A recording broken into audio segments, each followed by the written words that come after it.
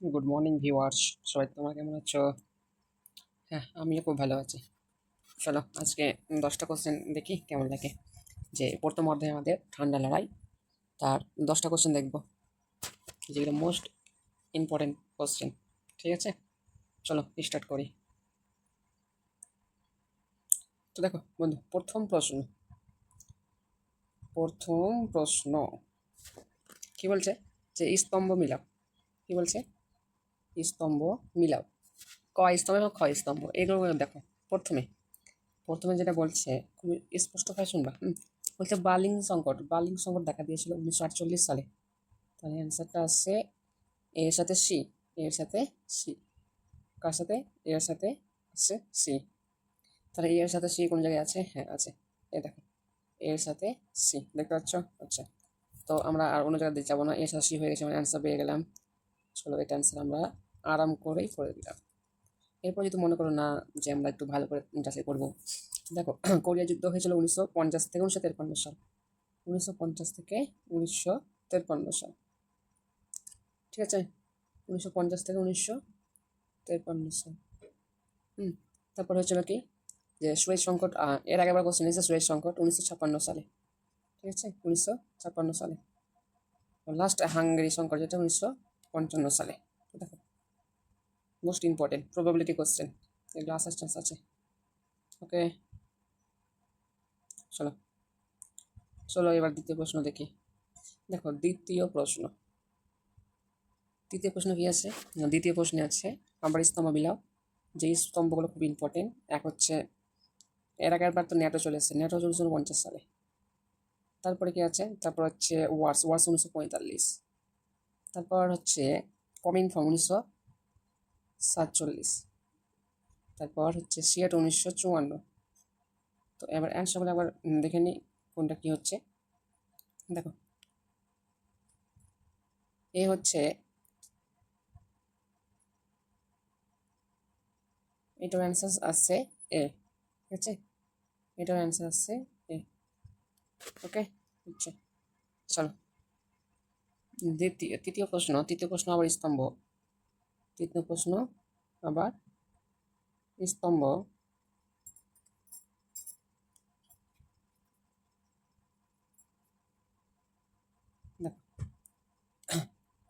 এটা কোশ্চেন এসছে এর আগের বার, যে পারমাণবিক অস্ত্র প্রসার চুক্তি, এটাকে বলে এনপিটি। এনপিটি এনপিটি কবে এসছে? এনপিটি এসছে 1968 সালে। পিওয়াই কি? ওকে, তো একের হচ্ছে বি, একের বি অ্যান্সার ক। অ্যান্সার ক। চলো তারপরে দেখি 4 নম্বর প্রশ্ন। কত নম্বর প্রশ্ন? 4 নম্বর। এই 4 নম্বর প্রশ্ন। দেখো, ঘটনাগুলোকে পরপর সাজাও। প্রথমে কি আসবে? দেখো, প্রথমে আসবে রাশিয়া 1917 সালে। রাশিয়া বিপ্লব হয়েছে 1917 সালে। রাশিয়া, ঠিক আছে। তারপর কি আসবে? প্রথমে আসবে রাশিয়া। প্রথমে আসবে রাশিয়া। প্রথমে আসবে রাশিয়া, ঠিক আছে। তারপর কি আসবে? তারপর আসবে দ্বিতীয় বিশ্বযুদ্ধের অবসান। দ্বিতীয় বিশ্বযুদ্ধের অবসান। তারপর আসবে ন্যাটো। তারপর কি আসবে? ন্যাটো 1949। তারপর কি আসবে? তারপর তারপর আসবে সোভিয়েত ইউনিয়নের পতন। পিওয়াই কি কোশ্চেন? পিওয়াই কি, এটা মোস্ট প্রবাবিলিটি কোশ্চেন, রিপিটিং হওয়ার চান্স আছে। নেক্সট নেক্সট কি বলছে? দেখো, 5 নম্বর প্রশ্ন বলছে যে 5 নম্বর প্রশ্ন বলছে বিবৃত ব্যাখ্যা। ঠান্ডা যুদ্ধকে কেন্দ্র করে দুটি পৃথিবী শিবিরে ভাগ হয়ে যায়। হ্যাঁ, সত্য, ট্রু।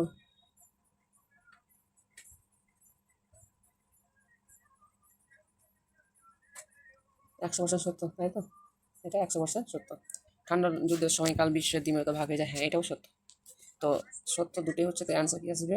এটা সঠিক অ্যান্সার হচ্ছে উভয় সত্য, যুক্তি ও বিবৃতির ব্যাখ্যা সঠিক। নেক্সট নেক্সট হচ্ছে কয় নম্বর প্রশ্ন? নেক্সট হচ্ছে 6 নম্বর প্রশ্ন। নেক্সট 6 নম্বর প্রশ্ন। দেখো, এটা বিবৃতি ব্যাখ্যা। বিবৃতি বলতে মার্শাল পরিকল্পনা এসেছিল ইউরোপের রাষ্ট্রগুলিকে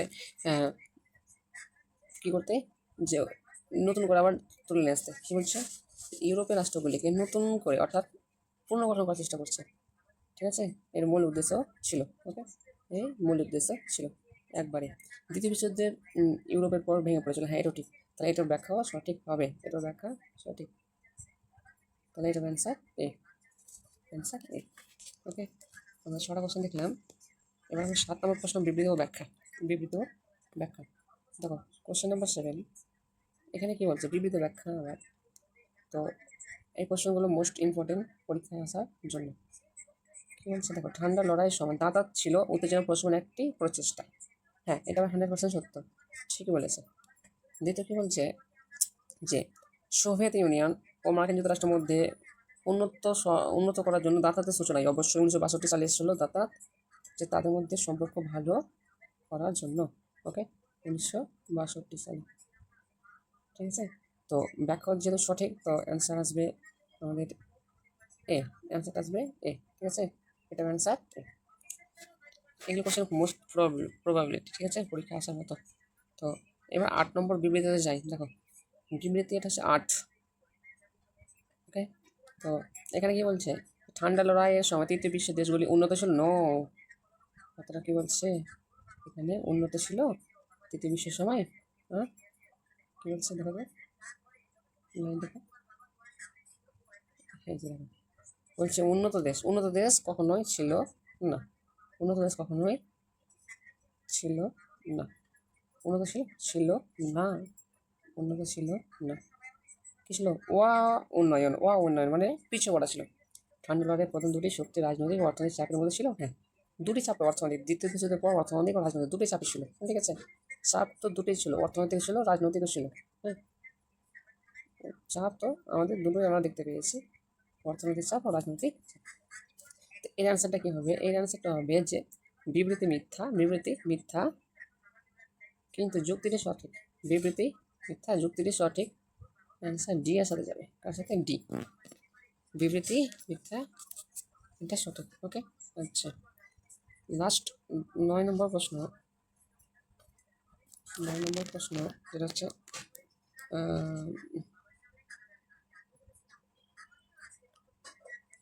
9 নম্বর প্রশ্নটা আমরা দেখব যে ঠান্ডা লড়াইয়ের ব্যাপারটা কি, সত্য না মিথ্যা করা। ঠিক আছে, ঠান্ডা লড়াই যে কথাগুলো দেওয়া হয়েছে সত্য না মিথ্যা। আচ্ছা, প্রথম যে কথাটা দেওয়া হয়েছে, ঠান্ডা লড়াই হলো পুঁজিপতি সমাজের মধ্যে আদর্শগত সংঘাত বা মতাদর্শগত লড়াই। এটা 100% সত্য, এটা 100% সত্য। ওকে, দ্বিতীয় কি বলছে, দ্বিতীয় বলছে যে এই কথাটা দেখবা। ঠিক আছে, একটু, ঠান্ডা লড়াই পুঁজিবাদী সমাজের মধ্যে হয়েছে, এটাও ঠিক।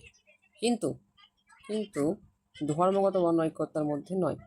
কিন্তু কি, ধর্মগত অনৈক্যতার মধ্যে লড়াই নয়, অনৈক্য লড়াই নয়, ধর্মগত না, শ্রীমত হচ্ছে ধর্মগত নয়। ঠিক আছে,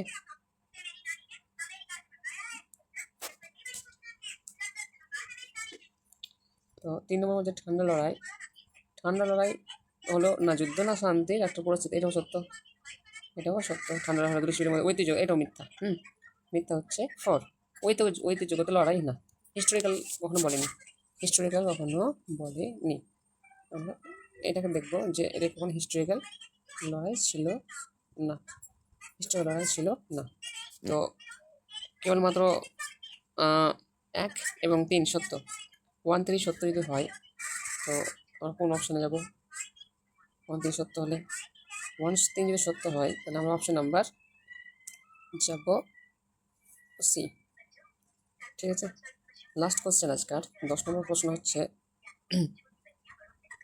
যে যে কথাগুলো তুলে ধরা হয়েছে সেটা হচ্ছে চার্চিলের ব্যাপারে ঘটনা। ঠিক আছে, চার্চিল কি বলছে দেখো, 10 চার্চিল। তো দেখো,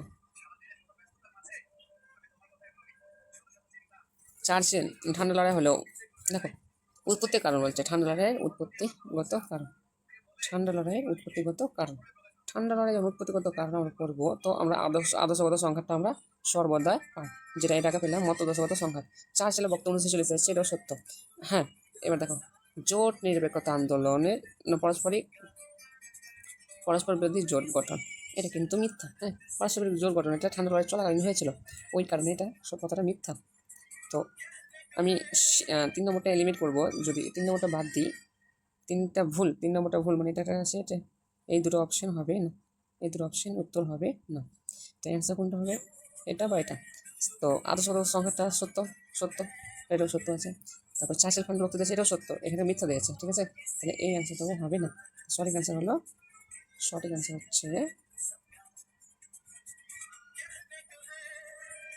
সঠিক অ্যান্সার হচ্ছে এটা, ঠিক আছে। তোমাদের 10টা প্রশ্ন বুঝতে কোনো সমস্যা হচ্ছে? থ্যাংক ইউ, ধন্যবাদ এই ভিডিও দেখার জন্য, অসংখ্য ধন্যবাদ। এরকম ভিডিও পেতে গেলে আমার চ্যানেলটি সাবস্ক্রাইব করো এবং লাইক করে দেওয়া, ঠিক আছে।